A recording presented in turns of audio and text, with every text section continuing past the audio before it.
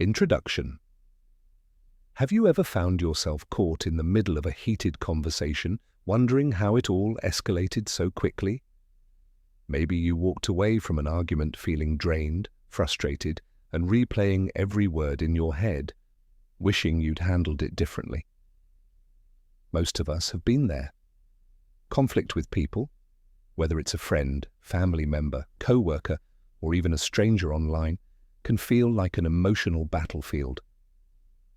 But what if you could step into those same situations and feel calm, centered, and in control, no matter how chaotic things get? This isn't about becoming emotionless or pretending problems don't exist. It's about approaching them with clarity, strength, and wisdom. And believe it or not, the key to doing that was discovered over 2,000 years ago by a group of philosophers known as the Stoics. Stoicism isn't about sitting on a rock and contemplating life while ignoring the world. It's a powerful, practical philosophy designed for real-world challenges, especially the ones involving people.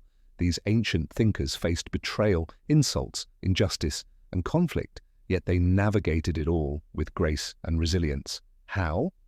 Through timeless principles that are just as relevant today as they were back then. In this video, we're diving into 9 Stoic tips for solving problems with people. Practical, grounded strategies you can start using immediately, and to help make sense of it all, we'll uncover 7 powerful Stoic lessons that tie everything together. If you're tired of reacting in ways you regret and want to handle people problems without losing your peace, you're in the right place. Let's get into it. 1. Don't take the bait. Have you ever had someone say something just to get under your skin? Maybe they made a passive-aggressive comment, rolled their eyes at your idea in a meeting, or responded with sarcasm when you were being sincere. In those moments, the urge to snap back feels almost irresistible, like they've thrown a hook and your pride wants to bite. That's the bait. And the Stoics would tell you, don't take it.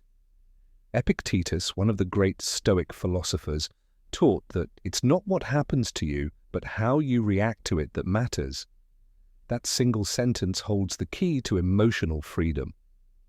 You don't have to be dragged into every drama someone invites you into. Let's imagine a scenario. You're at work.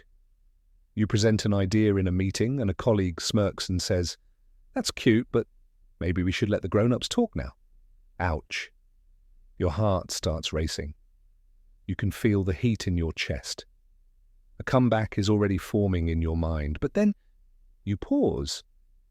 You remember this isn't about you, it's about them.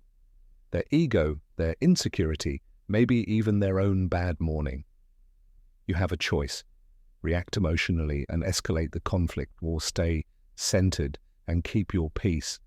Not taking the bait doesn't mean being passive or letting people walk all over you. It means refusing to hand over your inner calm to someone else's chaos. It means staying rooted in your values instead of being pulled into emotional quicksand. When you choose not to react impulsively, you disarm the other person, you shift the energy, you stay in control. And that's the Stoic move. Not weakness, but strength wrapped in self-restraint. 2. Separate the person from the problem. Have you ever been in a conflict where things got personal, fast? Maybe someone disagreed with you, and before you knew it, it felt like they weren't just challenging your opinion, they were attacking you. In moments like that, emotions blur the line between the issue and the individual, and that's where things start to spiral. One of the most powerful Stoic practices is learning to separate the person from the problem. Marcus Aurelius, the philosopher emperor, often reminded himself that people act based on what they believe is right, even if they're wrong or their actions are harmful. In his meditations, he wrote, "Whenever you are about to find fault with someone, ask yourself the following question: what fault of mine most nearly resembles the one I'm about to criticize?" Let's break that down with a real-world example. Imagine your friend cancels on you last minute. Again. You feel hurt, maybe even disrespected. Your mind starts to build a case. They don't value your time. They're selfish.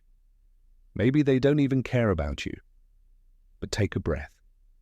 What if, instead of labeling them, you zoomed out and looked at the situation? Maybe they're overwhelmed, maybe they don't manage time well, maybe they made a mistake like you have at times. The problem isn't that they're a bad friend, the problem is the behavior. And behaviors can be addressed without attacking the person. When you separate the person from the problem, you stop villainizing them. That opens the door for empathy, conversation, and resolution. This doesn't mean you ignore disrespect or excuse toxic behavior. Stoicism is about clarity, seeing things as they are, without distortion. It's about responding, not reacting. When you treat the problem as a shared challenge rather than a personal attack, everything shifts. It's no longer me versus you. It becomes us versus this issue. And that mindset? That's where real resolution begins. So next time you feel triggered, pause and ask, am I fighting a person or a problem? If it's the problem, address it with honesty and grace. If it's the person, zoom out and see the human behind the moment. 3. Control the controllable. Have you ever tried to change someone's mind and failed? Maybe you poured your heart into a conversation, laid out facts, stayed calm, and still they didn't budge. Frustrating, right? Now imagine this. You're standing in a storm, yelling at the clouds, demanding the rain to stop.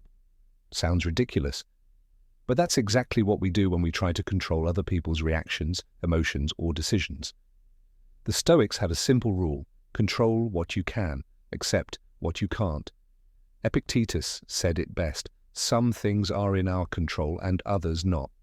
Our thoughts, our choices, our actions, those are ours. Other people's behavior, not so much.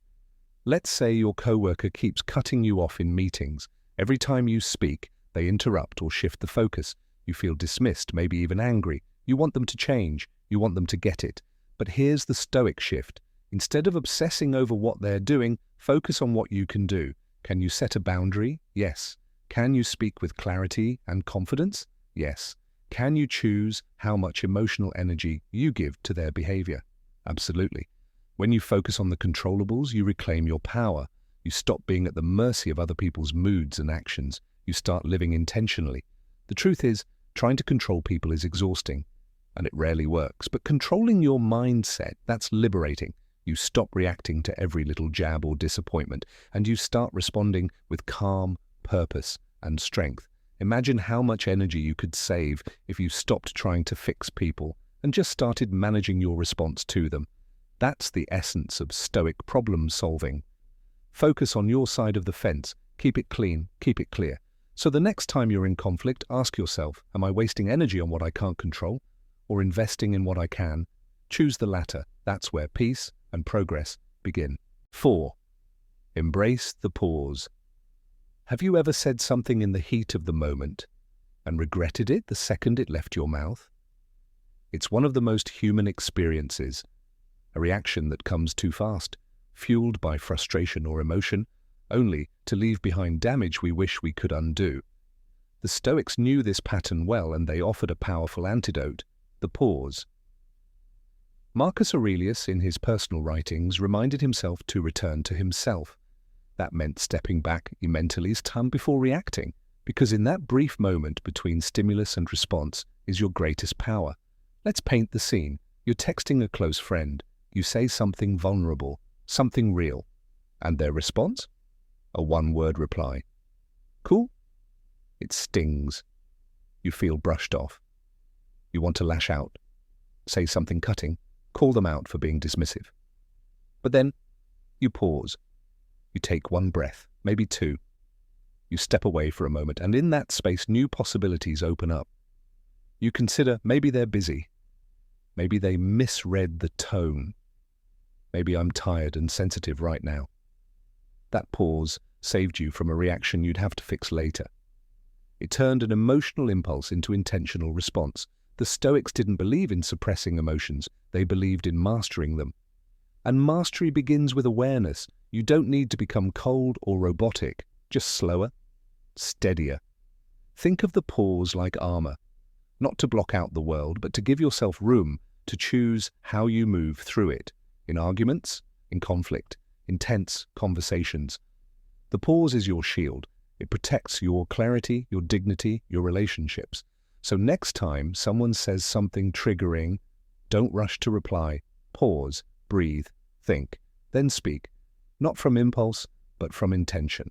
5. Speak little, listen more. Have you ever been in a conversation where someone was clearly waiting to speak, not to listen? Maybe they kept interrupting, finishing your sentences, or shifting the focus back to themselves. We've all been there. And if we're honest, we've all been that person at times too. In a world that rewards loud opinions and quick replies, Stoicism teaches something radically different: restraint, stillness, and the incredible power of listening. Marcus Aurelius once wrote, "You always own the option of having no opinion. There is never a need to get worked up or to trouble your soul." It's a reminder that we don't always have to fill the silence. We don't always need to prove a point. Sometimes the strongest move is to simply stay quiet. Let's picture a moment. You're in a disagreement with a friend. They're upset, talking fast, raising their voice, clearly emotional. Your instinct is to defend yourself, to correct them, to explain why they're wrong. But then you remember, speak little, listen more. So you stay present, you hear them out, you hold space, without interrupting, without rushing, to respond. And something surprising happens. Their energy starts to shift, because when people feel heard, they begin to calm down. Often what they need most isn't a counter-argument, it's a safe space to be understood.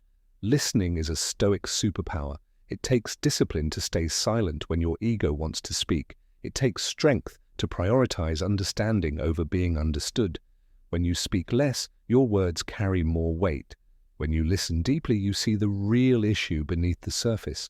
And when the time comes to respond, you do it with clarity, not from a place of reactivity, but from calm, grounded thought. So the next time you're in conflict, ask yourself, do I need to speak right now, or do I need to listen? Often, the latter leads to resolution. The former just leads to noise. 6. Expect imperfection. Have you ever been caught off guard by someone's rudeness or selfishness and thought, how could they act like that?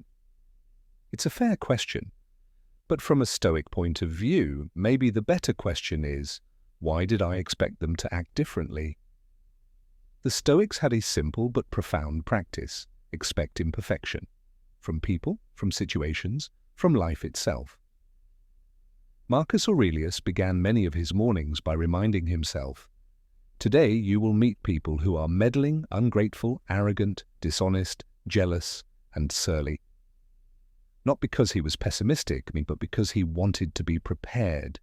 When you expect imperfection, you're no longer surprised or personally offended when it shows up. Let's imagine a typical day. You're driving to work, already a little late. Someone cuts you off in traffic. No signal, no apology. Your blood pressure rises. It feels personal. But here's the Stoic challenge. Was that actually surprising? People make mistakes. People act selfishly. People forget, stumble, react, miscommunicate. It's not good or bad. It's just part of being human. Now, this doesn't mean you become numb or stop caring. Stoicism isn't about apathy. It's about resilience. If you go through life expecting everyone to be flawless, you're setting yourself up for constant disappointment.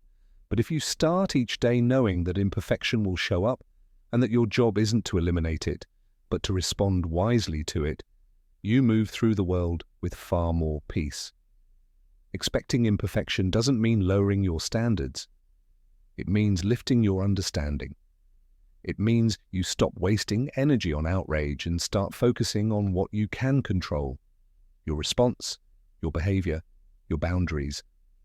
So the next time someone forgets to say thank you, or sends a snappy text, or lets you down, pause. Ask yourself, did I really expect perfection? And then choose grace over judgment, calm over frustration. 7. Don't assume motives. Have you ever had someone ignore your message or cancel plans last minute, and your mind instantly started filling in the blanks? They're avoiding me. They don't care. Maybe they're mad at me. It's amazing and a little scary at how fast our brain jumps to conclusions. But here's the Stoic truth. Assumptions are often the real enemy, not the other person. Epictetus warned against it plainly. We are disturbed not by events, but by the views we take of them. In other words, it's not what happened that upsets us. It's the story we tell ourselves about what happened. Let's walk through a situation. You send a long, heartfelt message to a friend. Hours pass. Then a full day. No response. You start to stew. Thoughts snowball. They're ignoring me. Did I say something wrong? They must not care. But what if they were having a hard day? What if they read it and didn't know how to respond yet? What if they just forgot? You don't know the reason. But if you assume the worst, you suffer twice. Once from the situation, and once from the narrative you create around it. The Stoics teach us to stop and ask, do I know this for certain? If the answer is no, hold back judgment. Focus on what's true, not what's assumed. When you give people the benefit of the doubt, not only do you protect your peace, you also leave space for understanding and connection. This doesn't mean you excuse hurtful behavior or ignore patterns, but it does mean you respond to facts, not fiction. Most conflict doesn't begin with what someone did. It begins with what we believe they meant, and more often than not, we're wrong. So the next time you're tempted to assign motives, pause and ask, what else could be true here? Choose curiosity over assumption. Conclusion. So, let's bring it all together. Conflict with people is inevitable, but chaos doesn't have to be. The Stoics didn't avoid people problems. They faced them with calm, courage, and clarity. And now, so can you. When you don't take the bait, you protect your peace. When you separate the person from the problem, you open space for compassion. By controlling the controllable, you reclaim your power. When you embrace the pause, you turn reaction into reflection. By choosing to speak little and listen more, you create connection. When you expect imperfection, you stop being surprised by human nature. And when you don't assume motives, you clear the fog between perception and truth. These aren't just tips, they're tools. Tools for navigating hard conversations, repairing strained relationships, and, most importantly, becoming the kind of person who brings stillness into the storm. Stoicism isn't about becoming untouchable, it's about becoming unshakable. Imagine living in a world where people yell, accuse, insult, and you, steady as a mountain, respond with clarity, not chaos. That's not just philosophy, that's power, quiet power. And here's the best part. Every situation, every disagreement, every moment of tension, it's all a chance to practice, to grow, to lead by example. So the next time you're caught in conflict, remember these Stoic tools. Return to the mindset. Anchor yourself in reason. Because peace isn't found in the absence of problems. It's found in how you face them. With that said, thanks for watching. And until next time.